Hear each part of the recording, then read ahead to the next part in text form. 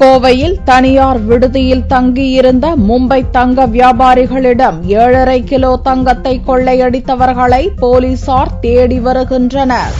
மும்பையைச் சேர்ந்த தங்க வணிகர் நவீன் ஜெயின் பல்வேறு நகை கடைகளுக்கு தங்க நகைகளை விற்பனை செய்து வருகிறார். கோவையில் உள்ள சில நகை கடைகளுக்கு விற்பனை செய்வதற்காக தனது ஊழியர்கள் லலித் ஜெயின் மற்றும் மகிபால் சிங் ஆகியோரிடம் 7.5 கிலோ தங்க நகைகளை கொடுத்து அனுப்பினார். இவர்கள் கோவையில் உள்ள ஒரு தனியார் விடுதியில் தங்கியிருந்தனர். செவ்வாயன்று இரவு இருவரும் வெளியே சென்றுவிட்டு திரும்ப அறைக்கு வந்தபோது கதவுகள் திறக்கப்பட்டிருப்பதை பார்த்து அதிர்ச்சி அடைந்தனர். அறைக்குள் இருந்த 1,80,00,000 ரூபாய் மதிப்புள்ள 7.5 கிலோ தங்க நகைகள் கொள்ளையடிக்கப்பட்டிருந்தன.